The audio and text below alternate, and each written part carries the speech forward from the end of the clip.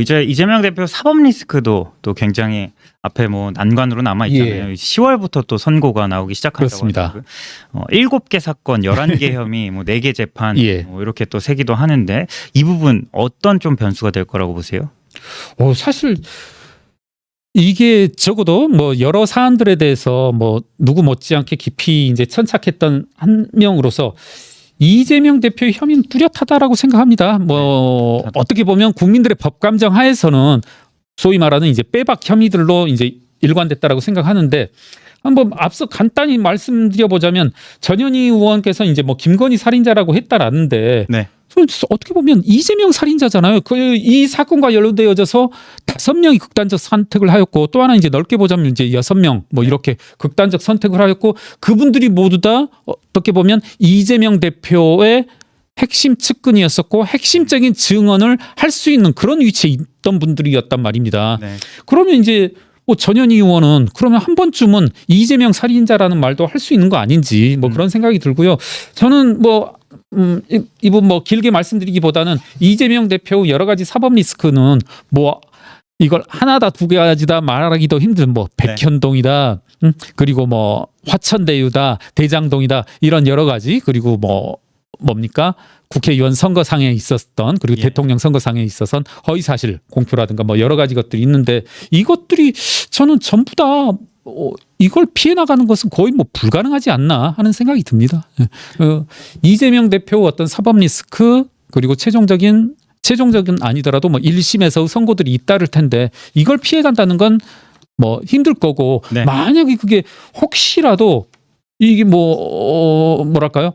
민주당 측이 말하는 뭐 무죄 이렇게 본다라면 국민들의 법감정이 이걸 견뎌낼 수 있을까요? 뭐 김병주 의원인가요? 신임 최고위원으로 뽑혔는데 만약에 이재명 대표에 대해서 여러 가지 뭐 당선 무효형에 해당하는 그런 선고가 내려지면 국민들이 들고 일어날 것이다. 뭐 이런 비슷한 취지의 말을 했던데 그건 반대 아닌가요? 이재명 대표의 여러 가지 혐의들을 두고서 법원이 만약에 다른 판단을 내린다라면 이건 제가 봐서는 국민들의 법감정이 쉽게 용납하지 않을 것이다. 이렇게 봅니다. 대선 때까지 이 판결들이 좀 확정이 안 날 거란 전망도 있잖아요. 이제 이재명 대표 측 혹은 뭐 민주당 측에서는 그걸 노리겠죠. 그리고 여러 가지 과거 뭐 최강욱 의원도 그랬었고 그리고 누굽니까?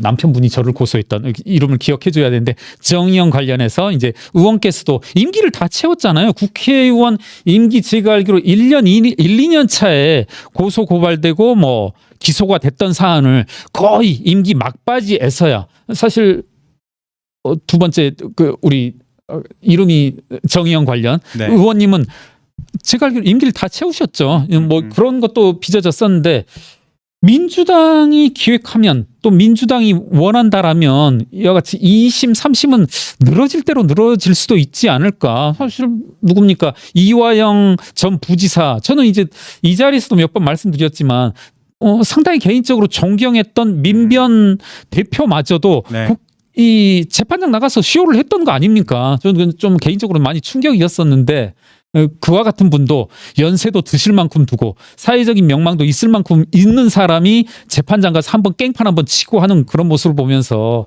야 정말 대단하다는 생각을 했는데 만약에 이분들이 대통령 선거 때까지 대법 선고를 늦추려고 한다라면 또 그럴 수도 있지 않을까.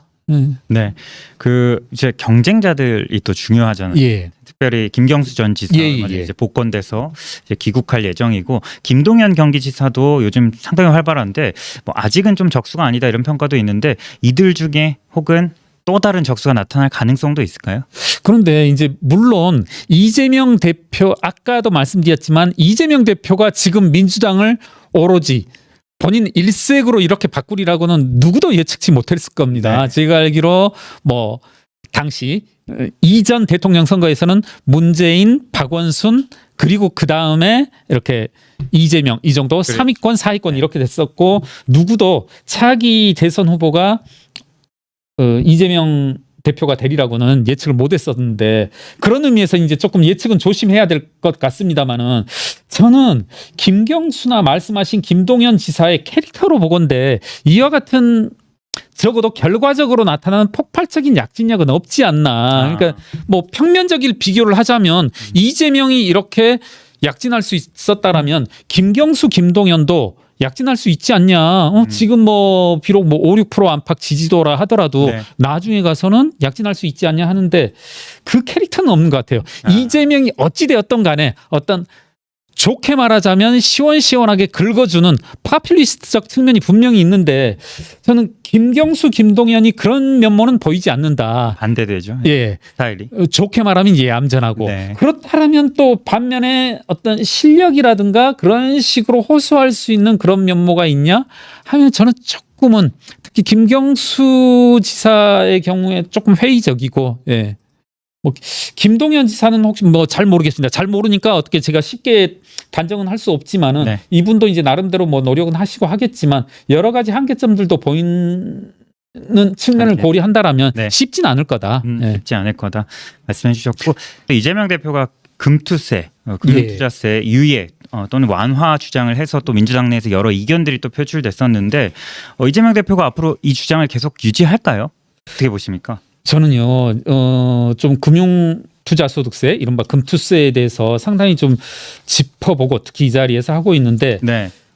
지난 시간에 말씀드렸던 어떤 제 주장, 뭐 사실관계는 이제 충분히 얘기했으니까 저는 민주당의 금투세 주장의 이면에는 어떤 분명한 적어도 모피아라든가 이런 곳과의 커넥션이 분명히 있을 것이다. 금융관료들과의 커넥션, 금융관료들의 어떤 요청 내지는 사모펀드 업계의 밀착과 유착에 근거하지 않고서는 민주당의 금투세 주장은 설명할 길이 없다라고 본다라면 이게 쉽사리 철회되진 않을 것이다. 어떤 이재명 대표 한마디 한마디에 의해서 철회되긴 힘들지 않나. 그리고 이건 조금 시간적인 뭐 유예를 가지고서 국민의힘으로서는 이 부분을 따져봐야 될 문제이다. 민주당이 왜 어떤 이유로 금투세를 들고 나왔고 결국은 명목상으로는 양두구육처럼 소득이 있는 곳엔 세금을 부과하겠다는 어떤 뭐 허울을 곁에 두고서 내부적으로는 사모펀드 투자자에 대한 감세를 실질적으로 뭐랄까요 원하는 것 네. 기획하는 거라면 이건 좀 예사로운 문제가 아니다. 사실 이게 저도 이 사안을 지금 계속 지켜보고 조금 국회의원실에 자료도 요청하면서 좀 끈질기게 볼 생각인데 예. 이와 비슷한 사안들이 사실은 많거든요. 그러니까 전 몇 번은 그런 사례들이 있어요. 가끔 이런 법 개정이 왜 필요하지? 그리고 이게 어떤 효과가 있길래 하는 어떤 뜬금없는 어떤 세법 조항이 갑자기 끼어들어오고 하거든요. 아 그렇습니까? 예. 그러면 이게 무슨 큰 의미가 있다고 갑자기 뭐 업계의 요구도 있을 법하지 않은 요구인데 하면은 이걸 재벌들이 교묘하게 쓰고 들어오는 그런 게 있거든요. 지금 이것도 저는 금투세도 비슷하게 봅니다. 민주당이 내건 건 뭐냐면 간판에 내건 건 소득 있는 곳에 과세하자. 예. 어떻게 보면 쉽게 누구도 쉽게 뭐랄까요 부정할 수 없는 그런 모토를 내걸고서 실제로는 사모펀드 업계에 막대한 절세 혜택 감세 혜택을 주고다 하는 그런 요인이라면 이건 좀 저는 조금은 정치계에서라든가 특히 국민의힘 그리고 시민사회에서 눈여겨볼 만한 지점이다. 이건 조금 저는 민주당 업법으로 말하자면 다시 한번 똑같은 주장입니다만 이건 진짜 특검해야 된다. 과연 이게 누구의 요구가 있었길래 이와 같은 사항을 내걸었냐. 이건 뻔하잖아요. 사모펀드 업계잖아요. 그럼 사모펀드 업계가 어떤 경로를 통해서 만약에 의원 입법이라면 어떤 의원이 이것을 최초의 개정안으로 내걸었고 혹시라도 이게 이제 그 금감원이라든가 뭐 금융위원회 이런 기획재정부를 통해서 들어온 그와 같은 입법이라면 또 그걸 누가 어떤 경로로 항상 이제 세법 변경 뭐 세법뿐만 아니라 모든 것에는 이제 변경 사유가 있고 뭐 할 텐데 네. 그게 이제 누가 어떤 이유를 내걸고 했는지 그런 것들도 한번 추적해 볼 만한 그런 사안이라고 생각합니다. 그래서 제 생각엔 이재명 대표가 지금 상당히 민주당의 입장이 왔다 갔다 하고 있는데 쉽게 결정 내리지는 않을 것이다. 쉽게 철회되지는 않을 것이다. 여하튼 우리 국민들로서는 하나의 관전 포인트가 아닐까 이렇게 생각합니다. 이 금투세를 또 뭐 우클릭 이렇게 보기도 하잖아요. 이재명 대표의 우클릭. 네네. 어쨌든 이제 연임에 성공하면서 곧장 대선 행으로 가는 그 전당대회 때부터 그런 행보를 보여줬다 이런 평가도 있는데 예, 예. 앞으로 이제 대선까지 갈 때 이재명 대표에게 변수들이 많이 있을 것 같아요. 예, 예. 좀 어떤 변수들 꼽아볼 수 있을까요? 그런데 이재명 대표라고 하면 저도 이제 가끔은 생각해 보면서 이재명 대표가 내놓는 정책들이라고 하는 게 사실은 네 글자 포퓰리즘으로 설명되어져야 될 부분이 많거든요. 네. 이제 기본소득이라고 하는 것도 본인들은 뭐 진보적인 아젠다다. 의제다 이렇게 이야기하는데 제가 쭉 살펴보면 세계 어느 진보적인 곳에서도 학계라든가 이런 곳에서도 기본소득은 내놓지 않고 기본소득은 오히려 상당히 이제 보수적인 책에서 내놓는 네. 굳이 얘기하자면 이제 포퓰리즘적 측면의 그런 사안들이란 말입니다. 그리고 이제 우리가 잘 아는 이 건국대 최모 교수로 대표되어지는 네. 이른바 소위 브레인들도 내거는 게 화폐 찍어서 국민들에게 기본소득 제공하면 된다. 이런 것들에서 특별한 이분의 이념성을 볼 수 있다라기보다는 항상 이제 포퓰리즘에 좌우되는 거 아닌가. 네. 그리고 뭐 금투세와 관련해서는 절대 금투세를 철회하면 이건 우클릭이 아니다. 지금 시민사회 일각에서 저도 뭐 그분들과 많은 이제 네트워크가 있다 보니까 이건 금투세는 꼭 이제 관철해야 되는 것이고 이것을 철회하거나 후퇴하는 것은 뭐 여러 가지 이제 윤석열 정부의 보수 행보와 맞물리는 거다 이렇게 이야기하는데 제가 봤을 때 얼핏 보기에 소득 있는 곳에 과세한다라는 그런 이제 상당히 개혁적이고 뭐 국민 친화적인 이슈와는 슬로건과는 다르게 이건 이 사안 자체가 금투세 도입 시도 자체가 부자 감세를 위한 그런 기획된 시도라고 한다라면 네. 이건 이제 만약에 철회한다라도 우클릭을 볼 것이 아니다. 네. 저는 오히려 그렇군요. 그와 같은 기획이 누구로부터 비롯됐는지 한번 따져봐야 될 문제다. 그리고 한동훈 대표 지금 고민이 상당히 많을 것 같아요. 그 박찬대 원내대표가 이제 얼마 전까지 이제 대표 직무대행했던 박찬대 원내대표가 지난주 금요일 16일이죠. 예. 관훈클럽 토론회에서 최혜병 사건 제3자 추천 예. 특검 한동훈 대표가 또 전당대회 때 공약했던 이 제3자 추천 특검을 민주당에서 받겠다. 네네. 공을 한동훈 대표에게 넘겼어요. 네네. 열흘 안에 결정을 해달라 시한도 정했는데 일단 좀 어떤 의도로 좀 볼 수 있을까요? 이렇게 갑자기 좀 받겠다 이렇게 나왔는데 예. 민주당에서 그러니까 뭐 좀 박찬대 원내대표가 대행을 맡은 기간 동안 있었던 일이라 뭐 어떻게 보면 그에 대한 뚜렷한 입장은 없는 것 같아요. 예. 지금 뭐 다만 박찬대 대행이 원내대표의 발언에 뭐 진정성을 가정하고 한다라면 네. 뭐 제 생각에 한동훈 대표도 곧바로 이에 대한 응답이 있었던 것으로 아는데 맞습니다. 예. 본인 진행하겠다. 예. 다만 이제 뭐 시한 열흘 뭐 그것은 뭐 현실적으로 지켜내긴 힘들지 않나 싶네요. 뭐 무리한 뭐 요구라는 생각이 들고 한동훈 대표가 그렇게 말한 이상은 조금 뭐 지켜나가고 또 본인의 공약이었던 만큼 핵심 공약이었던 만큼 당내 세력들에게 뭐 설득을 하고 진행해야 되는 거 아닌가. 그리고 이제 한동훈 대표가 이제 제보 저작권을 추가해야 된다 이런 말을 했던데 저도 쭉 관련된 내용을 보게 되면 뭐 굳이 추가하지 않더라도 최상병 사건에 대한 수사 과정에서 밝혀내야 될 사안 아닌가 이런 생각이 들더라고요. 그래서 만약에 둘 다의 한동훈 대표와 박찬대 원내대표의 발언, 양자의 발언들의 진정성을 가정한다라면 뭐 원활히 뭐 진행될 수 있는 부분 아닌가 이런 생각이 듭니다. 혹시 회 계사님 이 부분 알고 계실지 좀 궁금한데 그 한동훈 대표가 제3자 중에서도 대법원장을 좀 거론을 했었잖아요. 예, 그러시더라고요. 혹시 지금 한동훈 대표의 생각에 뭐 대법원장이 아닌 다른 3자여도 괜찮다는 입장이실까요? 한동훈 대표가. 그렇지 않겠습니까? 어떤 뭐 객관성, 공정성만 담보할 수 있다라면 뭐 어느 누구든 상관하지 않을까 뭐 네. 이렇게 생각합니다. 또 회 계사님은 한동훈 대표가 앞으로 추진할 것이다라고 전망해 주셨고 네, 그렇게 봅니다. 네. 또 당내에서 사실 반대 의견이 굉장히 많더라고요. 지금 뭐 그렇겠죠. 원내대표, 원내지도부도 예. 마찬가지고 이게 조금 또 다른 갈등의 불씨로 좀 작용하지는 않을까요? 제 생각엔 그러니까 어떻게 가느냐 문제일 것 같아요. 지금 이 상황에서 이걸 어떻게 예측하느냐 문제라기보다는 계속 이제 반복되는 말씀입니다만은 국민의힘의 구지도부 내지는 용산 대통령실의 특징이 하나 있잖아요. 예. 아무것도 아닌 사안을 크게 부풀리는 능력. 네. 예. 뭐 호미로 막을 수 있는 것, 나중에는 뭐 댐으로도 못 막게 하는 댐으로. 그런 아주 출중한 능력을 갖추고 있는데, 그러니까 용산이 과거와 같은 어떤 정치력으로 풀어내고자 한다라면 이 사안 자체도 얼마든지 저는 뭐 그런 식으로 따지자면 어느 사안이든지 당정 간의 갈등을 일으키지 않을 수 없는 사안은 없다. 네.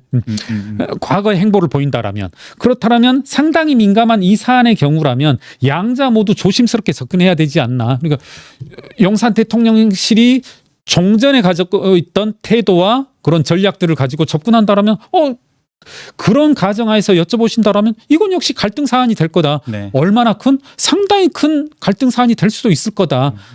다만 이 갈등을 풀어내고자 한다라면 국민의 민의를 듣고자 하는 그런 어떤 뭐 열성 그리고 회심을 한다라면 뭐 얼마든지 또 새로운 면모를 보여줄 수 있는 그런 사안이 될 수 있지 않을까. 네. 저는 뭐 제일 먼저는 민심에 귀 기울여야죠. 그리고 저는 이 최상병 특검법에 관련된 사안은 이 사안은 전적으로 대통령실이 키워온 만큼 네. 이건 결자해지 차원에서도 충분한 해법 그 해법의 일환으로 저는 이게 맞다라는 의미가 아니라 맞다라는 측면에서가 아니라 국민들이 이제는 요구하고 있다라는 측면에서 특검으로 풀어내는 수밖에 없다. 뭐 이렇게 봅니다 저는. 근데 시간이 참 빨라요. 그 한동훈 대표가 취임한 지 벌써 한 달 다 됐더라고요. 네. 한동훈 또 이전에 비대위의 일원이시기도 하셨는데 네. 지난 한 달 한동훈 지도부 어떻게 좀 평가하시겠어요?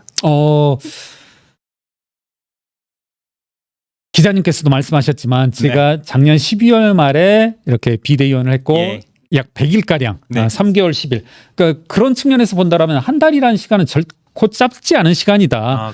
보여주려고 하면 집권 여당이니만큼 보여주려고 하면 뭐든지 보여줄 수도 있었던 기간이다. 그래서 저는 한동훈 대표가 뭐 한 달이다. 혹은 2달 100일이다. 이런 짧은 기간이라는 핑계 대지 말고 이제부터는 보여줘야 될 때다. 그리고 저는 한동훈 대표가 충분히 그런 역량을 가지고 있다라고 보거든요. 네.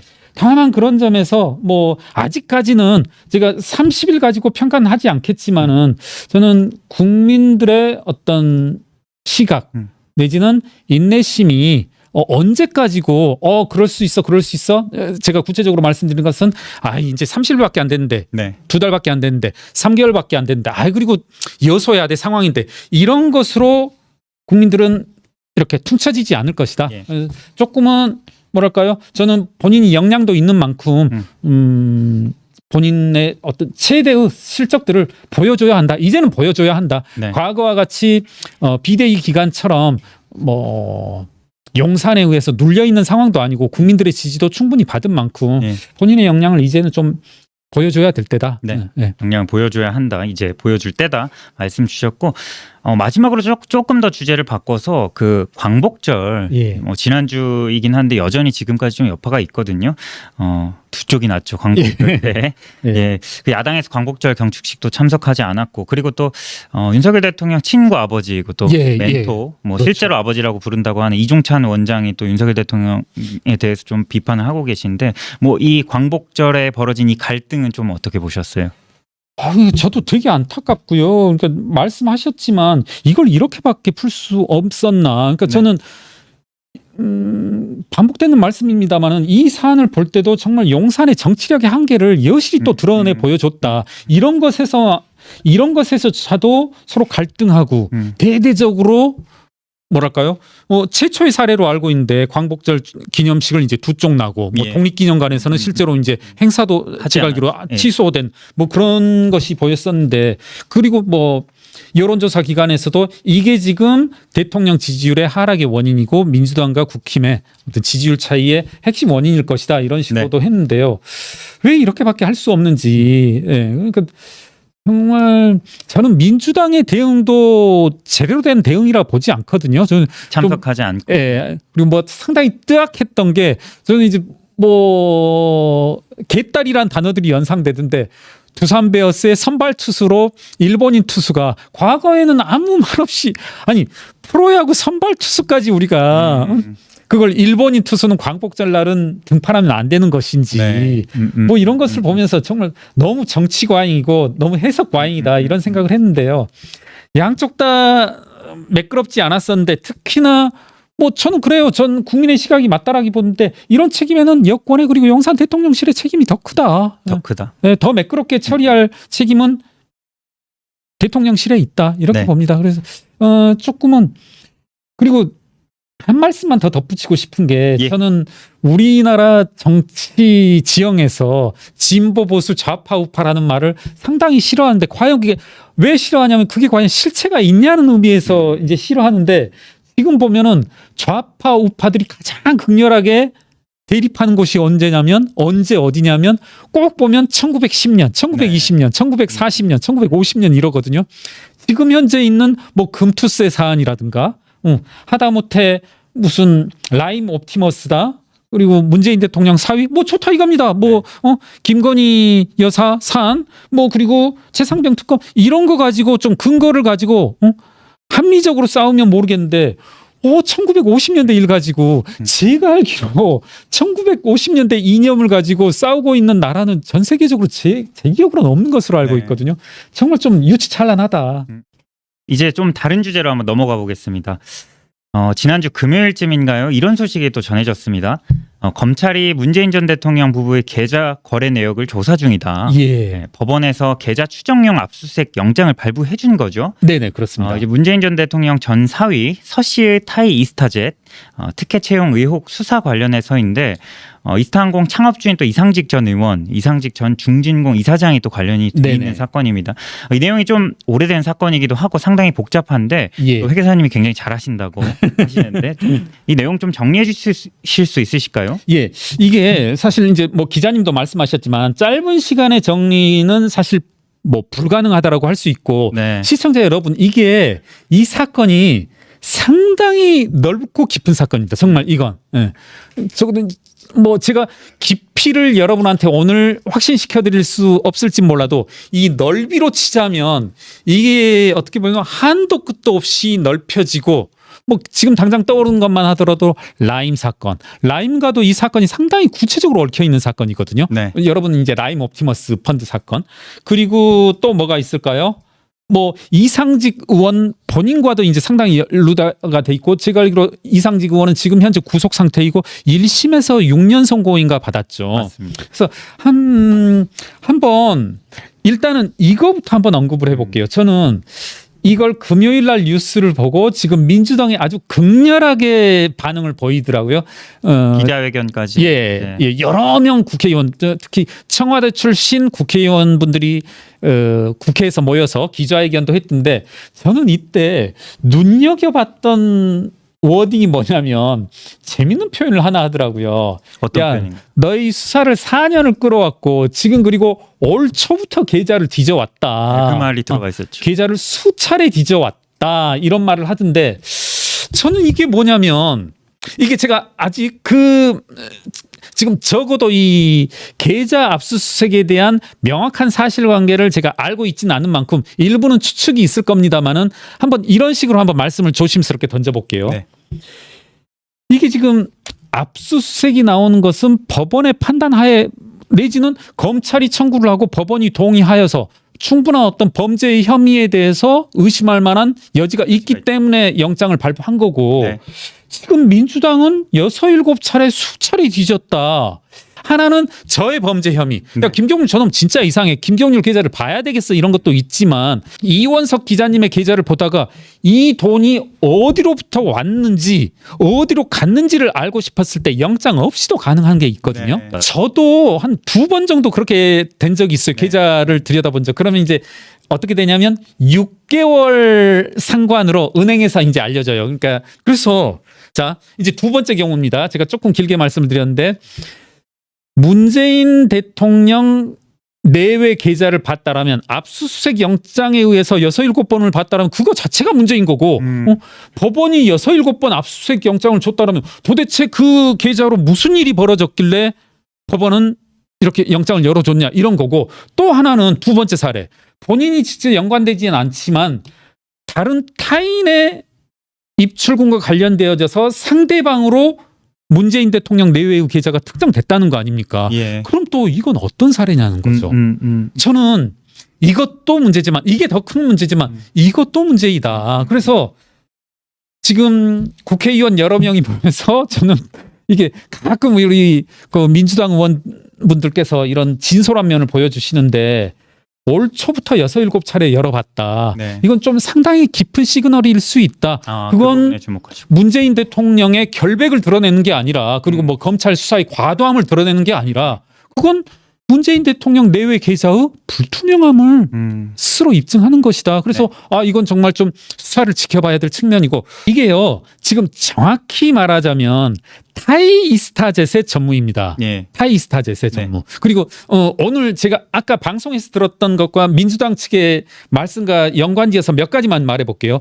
문재인 대통령의 사위가 타이이스타젯의 전무로 근무했고, 약인 지금 이제 검찰 수사 발표로는 2억 원 가량의 금전적 편익을 얻었다. 네. 이렇게 이게 실제로 근무한 이력이라든가 문재인 대통령 사위가 구체적으로 어떤 업무를 했는지 드러나진 않고요. 하나 이제 공유가 될지 모르겠는데, 이거 시사저널 송창섭 기자님께서 저한테 예전에 보내주신 건데, 타이이스타젯의 재무제표 인컴 스테이트먼트가 있는데요. 맨 위에 레버뉴 해가지고 실제 무실적이었어요. 전혀 없었어요. 이거 제가 다음 시간까지 조금 분석을 해서 상세히 보내드릴게요. 이게 제가 뭐 게을러서가 아니고 이게 상당히 깊이 있는 사안이라. 복잡하죠. 네, 타이이스타젯이 실제로요, 이게 매출 실적도 없었고, 이게 지금 보면은 금전거래라고 하는 게 수십억 원이 이스타항공에서 이쪽으로 나갔었거든요. 네. 이 수십억 원은 도대체 왜 나갔냐? 타이이스타젯에. 네. 이것도 이제 물음표가 되는 거고, 여러 의혹들이 있었죠. 이 수십억에 나간 돈이라고 하는 게 결국 그 실제로 매출이 0이었고 영업 실적이 없단 말은 이스타항공과 연관된 사업은 없고, 도대체 이 돈은 어디에 쓰였느냐 하는 거고, 이제 당시 여러 가지 의혹들 중에 하나가, 실제로 그때부터도 뭐가 있었냐면, 야, 이때 당시 여기에 문재인 대통령의 딸이 그때 뭐 이민이었었나요? 이제 예, 이주를 했었죠. 한국에서. 이것과 연관된 거 아니냐. 뭐 그런 의혹들이 많이 있었죠. 네. 그러나 하나, 이 이상지구원에 대해서 짧게 한번 얘기해 볼게요. 네. 오늘 민주당 측 패널이 뭐라고 하냐면, 이분 중진공 이사장으로 있었고 상당히 비중이 있었던 전 의원이었기 때문에 뭐 여러 가지 역할을 맡는 것은 당연하다라고 뭐 그렇게 주장을 하는데, 이분 이제 이상직 의원이 19대 국회의원입니다. 네, 맞습니다. 이상직 의원이 꽤 7, 8년 전에 주가 조작 사건으로 말미암아서 벌금 1,500만 원의 형을 선고받습니다. 벌금 예. 1,500. 이건 팩트입니다. 그런데 여기에서 주범으로, 그리고 주된 역할을 한 사람이 누구로 나오냐면 친형으로 되어져요. 친형. 이상직 전 의원의 예, 예. 친형이요. 네. 그런데 이제 뭐라고 말을 하냐면, 판사의 판결문에 제가 한번 그대로 읽어볼게요. 다만 피고인이, 그러니까 이상직 의원의 친형입니다. 배임 행위를 한 것이 아니라 경영 판단을 잘못하여 피해자 회사들이 손해를 입게 된 것이라고 변명을 하고 있으나, 전체적으로 자신의 잘못을 인정하고 반성하고 있다. 피고인이 이 사건 횡령 배임 범행으로 인하여 직접적으로 얻은 이익은 거의 없다. 그리고 무슨 말을 하냐면, 대부분의 이익은 피고인의 동생인, 여기 이제 판결문엔 AB가 취득한 것으로 보이는 점. 근데 네. 여기에서 이제 대문자 AB로 표시된 게 이제 이상직 의원이거든요. 예. 그러니까 보이는 점. 야, 이 주가 조작을 했는데 이 금전적 편익이라고 하는 건 결국은 동생한테 다 간 것 같다. 이런 말을 하고, 이것을 당시 이 국회의원 출마를 했을 때, 출마를 하고 이제 한 번 떨어지는데, 이 진보당 이광철 후보가 맹렬하게 지적을 하고, 야, 하나라도 허위가 있으면 한번 반박을 해보든지 나를 고발해 내라 하는데, 이제 이상직 후보는 아무 말도 못 하거든요. 그리고 이제 역시 시사저널 송창섭 기자께서 이제 보도한 내용입니다. 보도한 내용에 이제 소위 말하는 짤방입니다. 짤방이 뭐가 있냐면, 짤방이. 예, 라임 사건 자금 흐름도라고 해가지고, 네. 라임, 그다음에 김봉현 전 스타모빌리티 회장, 에디스 모터스 강영권 회장, 그리고 이상직 중진공 대표. 네. 이렇게 4명의 사진이 있는데, 공교롭게도 여러분, 재밌는 점이 뭔지 아시겠어요? 시청자 여러분, 지금 사진에 나와 있는 거죠? 김봉현, 강영권, 이상직 모두 다 구속 상태이죠. 그러네요. 이 기사가 나왔을 땐 예. 어떻게 보면 셋 다 구속 이전에 상태, 나왔던 그렇죠. 구속이 안 돼 있는 상태입니다. 뭐 문재인 대통령의 사위와 직접적인 연관은 아니지만 제가 한번 언급을 해 나가겠습니다. 라임 사건 연관이거든요. 중진공이 에디스 모터스에 99억 원의 자금 지원을 합니다. 여러분, 중진공이 뭐 상당히 예상 규모가 큰 곳입니다. 예, 그렇죠. 상당히 큽니다, 여러분. 뭐 예를 들어서 1,000억 원을 줬다. 이런 말이 안 되는 거잖아요. 특히 중소기업진흥공단이니까 중소기업에 자금을 지원하는 건데 1,000억, 2,000억 이렇게 줄 수는 없는 건데 이게 한도가 100억으로 되어져 있어요. 예. 절대 줄 수 있는 한도가. 그래서 얼마를 지원을 하냐면 에디슨 모터스에 99억 원을 지원합니다. 아, 99억 원. 예. 1억 모자란. 그렇죠. 참고로 중진공이 99억 원을 하고 산업은행이 또 수십억을 지원하고 또 이 상환 의무 없는 국고보조금을 매년 뭐 수십억씩 이렇게 지원하고 하는데 이게 그러면 에디슨 모터스가 그럴 수 있는 회사냐? 그게 아닙니다. 이제 상당히 재무 구조가 불안정하다고 이제 나오고 네. 특히 이 자리에서 몇 번 말씀드렸지만 금융기관의 금기 사항 중에 하나가 기업에 대출을 하는데 소위 말하는 가지급금, 네. 대여금이 있는 회사에는 대출을 하지 않거든요. 금기 사항 중에 하나입니다. 아, 그렇습니다. 예. 왜냐하면 이미 대출이 이뤄진 곳에. 예. 왜냐하면 제가 뭐 신한은행인데 우리 이원석 기자님께서 운영하는 기업에 뭐 10억 정도 빌려주려고 하는데 이원석 기자님이 운영하는 회사의 대여금, 뭐 가지급금 네. 이렇게 뭐 7억, 20억 이렇게 있으면 이건 뭘 의미하냐면 야 얘는 돈을 빌려줘봐야 기업 운영에 쓰는 게 아니라 엉뚱한 데 돈을 빌려줘 버린데 하는다. 그래서 이제 돈을 빌려주지 않고 어떻게 보면 빌려주더라도 빨리 해소해버리고 내지는 한도를 대단히 낮추거든요. 근데 지금 이게 뭐냐면 여기 소위 말하는 짤방에 나온 게 뭐냐면 중진공에서 99억 가까이 제가 돈을 빌려줬다라고 했는데 산업은행도 60억 원인가 이렇게 빌려주거든요. 네. 그런데 에디슨 모터스가 거기에 나오지만 스트라이커 캐피탈에 돈을 줘버립니다. 예. 이게 수십억 규모를. 그리고 스트라이커 캐피탈은 또 문재인 정부 내내 괴롭혔던 사모펀드 알펜루트 자산운용으로 돈을 또 움직이고요. 또 곧바로 문재인 정부 사모펀드를 추적하다 보면 항상 돈이 곧바로 이렇게 예. 순식간에 움직이는데 정상적인 이 자금 세탁 수법입니다. 아, 그렇습니까? 곧바로 수원 모빌리티면 이제 저기 뭡니까? 김봉현 씨가 연관되는 것이죠. 여기로 또 돈이 순식간에 하나, 둘, 셋, 넷 이렇게 움직여 버리거든요. 제가 드리려는 말씀 이거예요. 자, 정리해 볼게요. 전직 의원이었던 이상직 주가 조작에 연루되어져 있고 구체적으로 주가 조작 사건으로 1,500만 원 벌금을 받았고 네. 판결문에는 아무리 봐도 금전적 실익은 형이 아닌 동생 이상직에게 다 간 것 같고 여러 가지 그리고 중진공 사례 없이 전례 없이 중진공 대표로 취임하고 나서는 라임 당시 전국을 흔들었던 라임 연루 기업에 수십억 원의 돈을 빌려줬고 이거 저는 중진공의 업무와 전혀 맞지 않는 네. 그런 거라고 보거든요. 그런 사람이 국회의원으로 출마를 했고 22대 뭐 21대 갖다 꽂으면 무조건 당선되는 네. 전북 전주에서 그리고 그 사람이 운영하는 기업 이스타항공의 자기업인 타이스타젯 네. 아무런 영업도 하지 않는 타이스타젯에 문재인 대통령의 사위가 전무로 근무하고 수억 원의 금전적 편익을 제공했고 여기까지 이제 제가 말씀드리면 여러분이 그릴 수 있는 그림이 뭔가요? 이건 그래서 제가 상당히 사실은 그 사건 초기부터 민주당은 야 4년 동안 뭐 했냐? 민주당에게 묻고 싶어요. 저 이 사건을 상당히 잘 알거든요. 네. 다시 말씀드리지만 이 타이스타 항공 노동조합 분들과 많이 이제 뭐 부대끼면서 같이 했었는데 사건이 진행이 안 됐어요. 계속 이렇게 수사 책임자들 바꿔버리고 어떻게 하고 사람 바꾸고 하면서 수사가 지지부진했던 거거든요. 네. 누구들이 지들이 그래놓고 나서 이제 4년 동안 지지부진했다 하는데 저는 어떤 식으로든 수사 결과가 나와서 해명되어져야 될 사안이다. 해명되어져야 예. 한다. 굉장히 많은 파편적인 이야기들이 결국엔 큰 그림으로 이어진다 이런 말씀 해주시고 이거는 조금 제가 봐서는 상당히 좀 심대한 사건이다. 예. 예.